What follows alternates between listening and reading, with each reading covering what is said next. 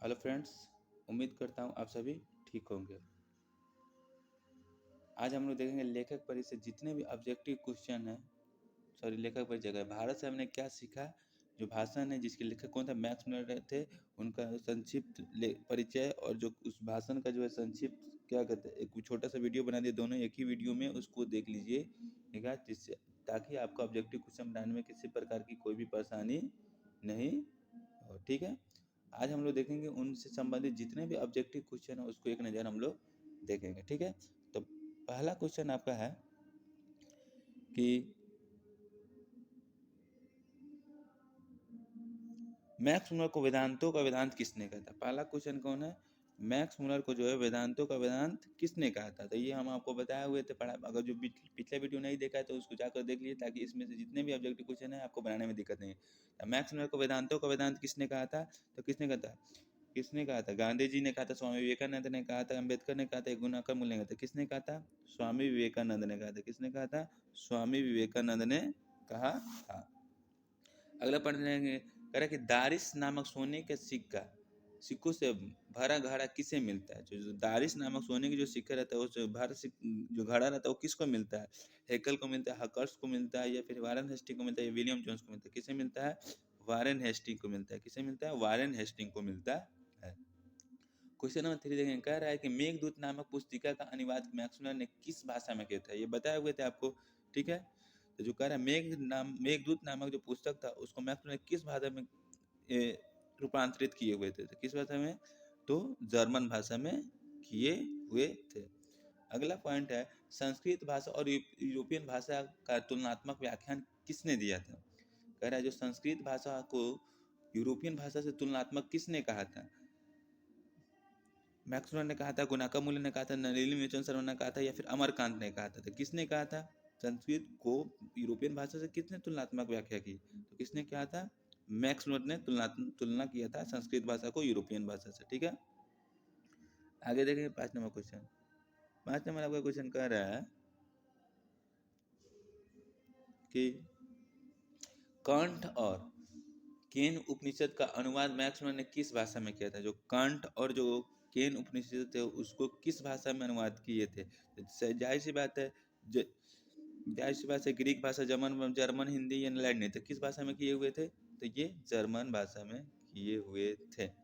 अगला कह question number 6 का, लिप्सिंग विश्वविद्यालय में मैक्स मुलर ने किस भाषा का अध्ययन किया था। तो किस भाषा का, जो लिप्सिंग विश्वविद्यालय में मैक्स मुलर जो थे वो किस भाषा का अध्ययन किए हुए थे, तो वो संस्कृत भाषा का, किस भाषा का, संस्कृत भाषा का अध्ययन किए हुए थे। ठीक है, आगे कह रहा है 7 नंबर, मैक्स मुलर की मृत्यु कब होती है। मैक्स मुलर की मृत्यु कब होती है। ठीक है, तो आपका 16 अक्टूबर 1901 है, 20 अक्टूबर 1901 है, 24 अक्टूबर 1900 है, या फिर 28 अक्टूबर 1900 है। तो इनका मृत्यु कब होता है, 28 अक्टूबर 1900 को होता है। अगला क्वेश्चन नहीं करा, पारसियों के धर्म को क्या नाम कहा जाता है। जो पारसियों को जो धर्म है तो उसको किस नाम से जाना जाता है, बौद्ध, जैन, वैदिक या जंतुरुस्त कहते हैं। तो क्या कहते हैं, पारसियों के धर्म को जंतुरुस्त कहते हैं। क्या कहते हैं, जंतुरुस्त कहते हैं। अगला क्वेश्चन है आपका कि जो कनिंघम है, जनरल कनिंघम का संबंध किससे था। जनरल जो कनिंघम थे उनका संबंध किससे था, किस विभाग से उनका संबंध था। तो कह रहा है कि वनस्पति विज्ञान से, भू विज्ञान से, पुरातत्व से, या मनोविज्ञान से। उनका जो संबंध था किससे था, पुरातत्व से था। किससे था, पुरातत्व से था। अगला 10 नंबर क्वेश्चन कर रहा है कि 172 दारिस नामक सोने के सिक्का का घड़ा कहाँ मिला हुआ था। जो 172 दारिस नामक जो सोने का जो सिक्का था वो कहाँ से मिला हुआ था। दिल्ली में, गांधीनगर, वाराणसी में, या श्रीनगर में। तो वो कहाँ से मिला हुआ था, वाराणसी में मिला हुआ था। कहाँ से मिला हुआ था, वाराणसी से मिला हुआ था। क्वेश्चन नंबर 11 देखें, कह रहा है महारानी विक्टोरिया ने नाइट की उपाधि किसको प्रदान की थी। जब भारत आए हुए थे महारानी विक्टोरिया तो किसको नाइट की उपाधि से नवाजा था। मैक्स मुलर को, अमरकांत को, बिरजू महाराज को, या अशोक वाजपेयी को। तो किसको नवाजे हुए थे, वो मैक्स मुलर को।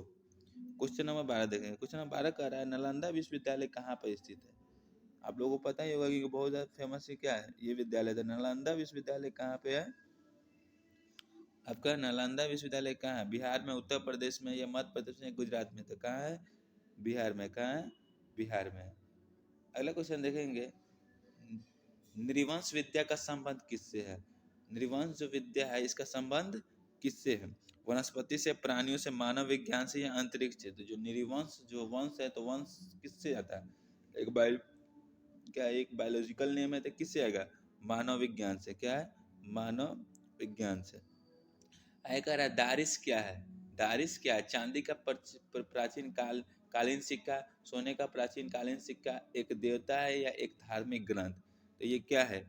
चांदी का प्राचीन, सोने का तो क्या था ये? दारिश क्या था हम बताए हुए थे, तो क्या था? एक सोने की प्राचीन कालीन सिक्का था। अगला कह रहा है 15, मैक्स मुलर का जन्म कब हुआ था? मैक्स मुलर का जन्म कब हुआ था?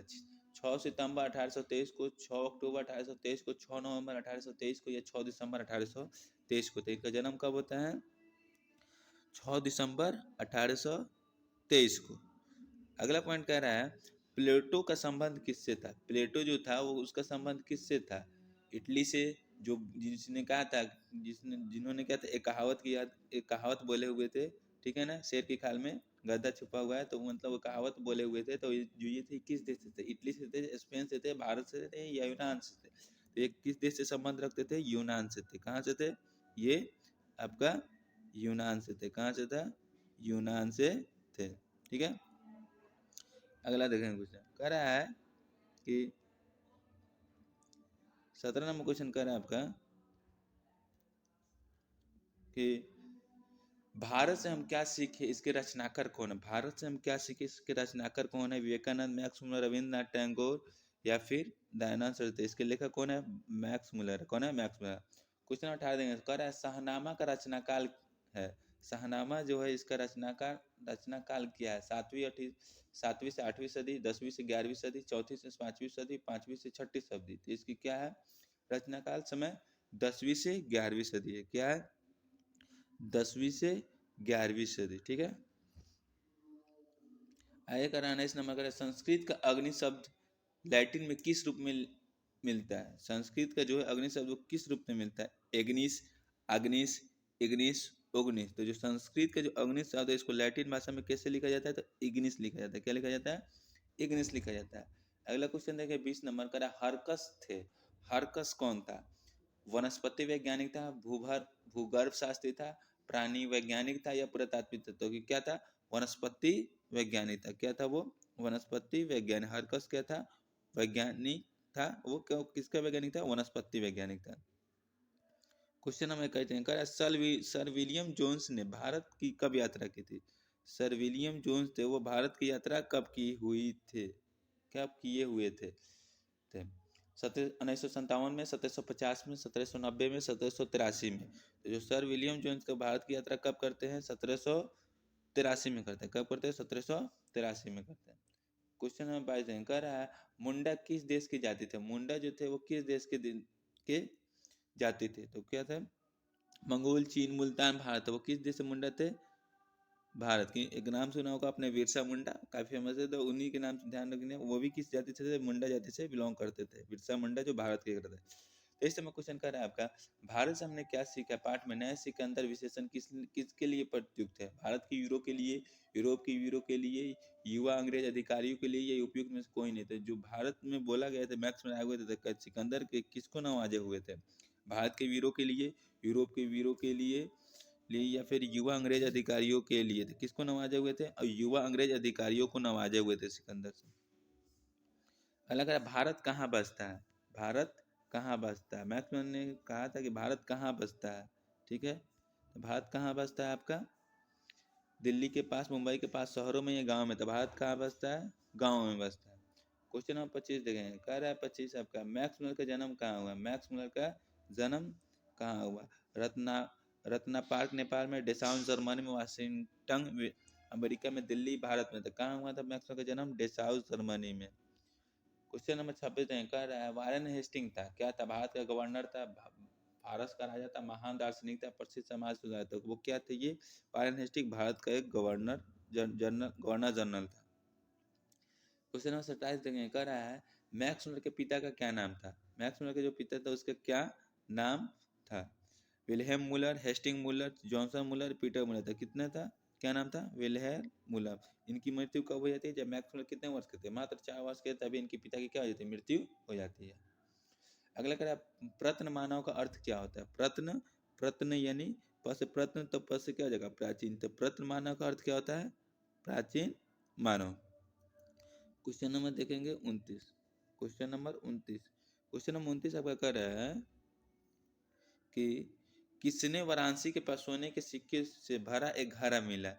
किसे वाराणसी के पास सोने के सिक्के से भरा एक घड़ा मिला? वारेन हेस्टिंग को मिला, विल्हेम मुलर को मिला हुआ था, मिला था, या फ्रेडरिक मैक्स मुलर को मिला था, या किसी इनमें से किसी को नहीं था? किसको मिला हुआ था सोने से भरा सिक्का? वारेन हेस्टिंग को मिला हुआ था। और ये कहाँ भेज देते? अपने महारानी के पास भेज देते।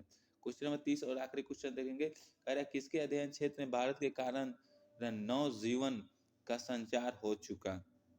किसके अध्ययन में क्षेत्र में भारत के कारण, किसके अध्ययन क्षेत्र में भारत के कारण नवजीवन संचार का संचार हो चुका था? विधि क्षेत्र, नीति कथा, भाषण या दैवेत? किसके कारण? नीति कथा। ठीक है। आई होप आप सभी को वीडियो अच्छा लगा होगा। ठीक है।